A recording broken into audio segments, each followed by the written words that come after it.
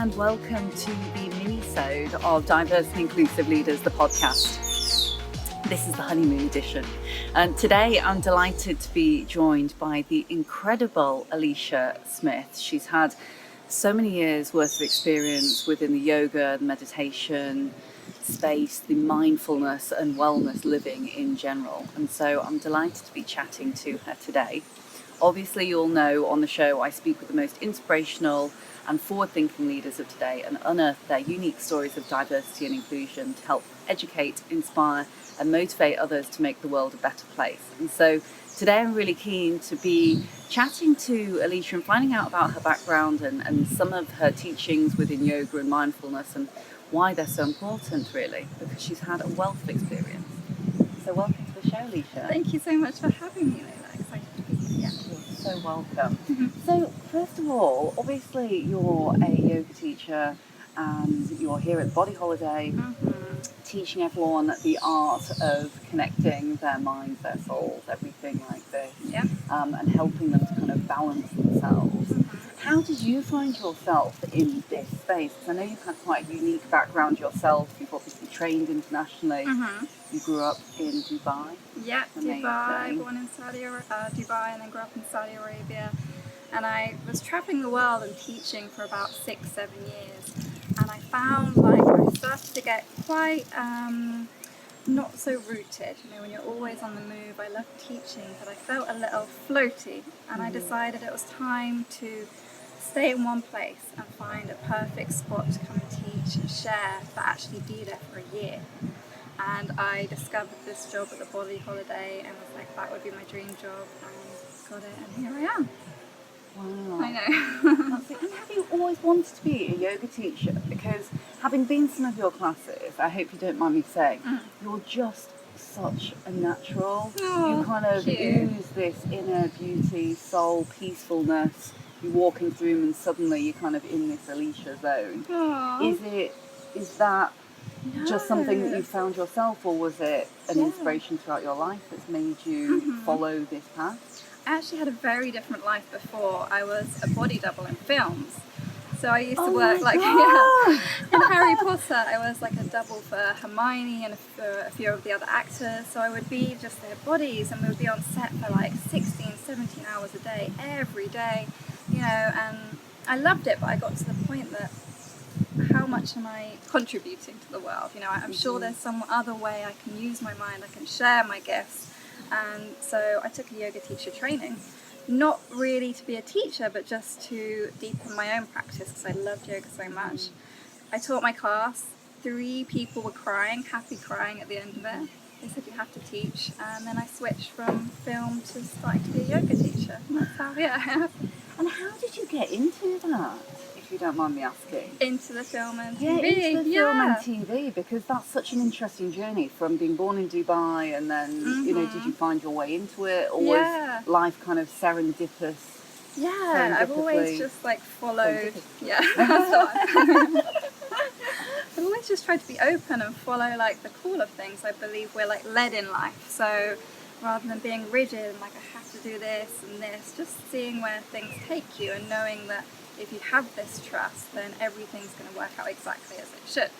So I got into film and TV because I wanted to be an actress. I went to drama school and I went for an audition. I think it was Harry Potter, and I just happened to be the exact size and shape. And, you know, they got me next to the actors and I could read a few lines, and that's how I fell into that, That's such an interesting story. I know, it's a strange one. Wow. Yeah. And were there any particular inspirations in your life, family, or is there anyone that you look up to that you think has kind of shaped how you are today? That's an interesting one. I really like big motivational, inspirational speakers, you know, that how they can get up on stage and talk with that power, and I really draw from them because I was actually really quite shy.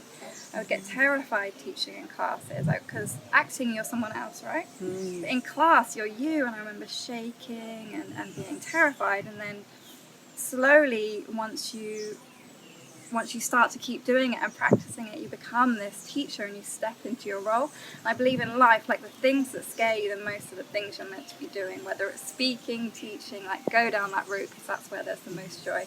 And here comes the rain. Lovely. Yeah. Oh, it feels really nice. Nice, right? That's such a gorgeous way to look at things. Yeah. I absolutely love that. And Yeah. I've never heard that before. So the things that you're most scared of are the things that you're most meant to be doing in life. There's a saying, it's what's in the way is the way. So those things that you look at, those blockages, like move through them, and then you'll be rewarded for, you know, stepping out your comfort zone, for trying something new. That's where the biggest joy lies, I think. I love that. And a lot of our listeners on the show are really, of course, interested in leadership, of which you are a spiritual leader, and, you know, mindset, and being able to, I guess, overcome these kind of hurdles and life's challenges, which I hear you talking about in class.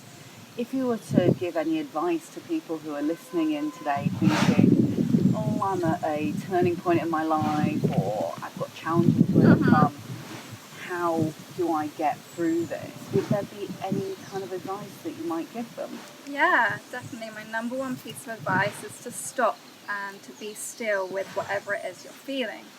Right? Because in society, we're so distracted by things. We've got TV, media, we've got our phones. Like, we've unlearned how to stop and be still. So just coming down maybe into a 5-minute meditation of silence and really feeling what's going on for you, allowing it to bubble up and release. And you'll find as you start to do this, there's a big shift, and you'll be moving away from like the pain or the fear into like the direction of where you need to be going. It's almost like a light. It's like, you've done the work, go this way. Yeah. So that's why my number one thing is feel the discomfort. Like, feel into it. It will work out in your favour. Absolutely love that. Thank you so much. You're welcome. And I guess just before we go, you know, last quick question. Is there for anyone who's listening who hasn't tried yoga, who hasn't tried meditation, what piece of inspiration could you give them to really try something new? Because the show is called Diverse Inclusive Leaders. It's about difference and it's about embracing everyone.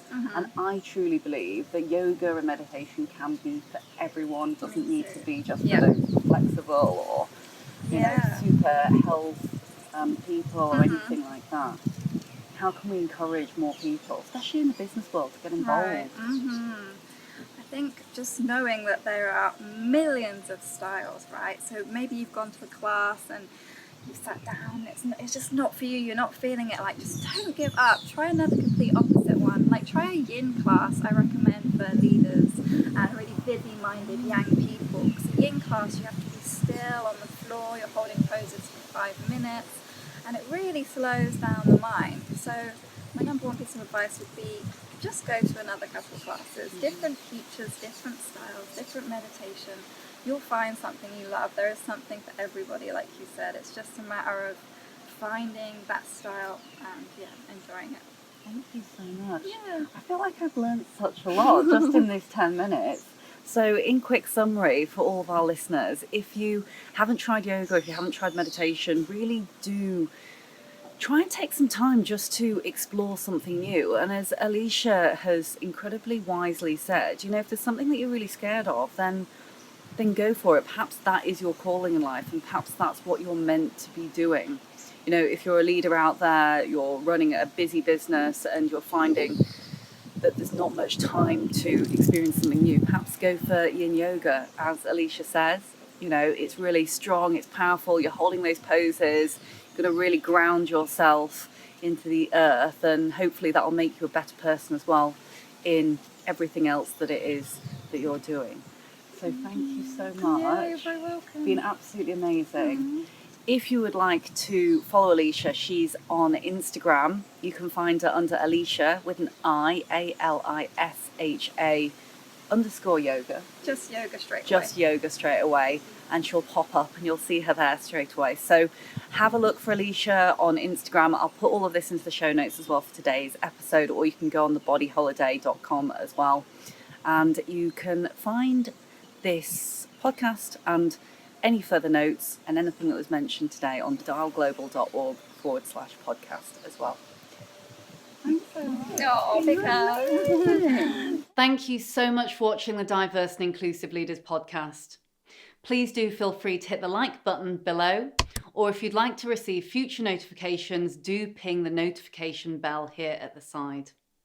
If you're interested in the audio version only, you can find it on the following streaming platforms. Any extra info and descriptions will be in the links below. Look forward to seeing you soon.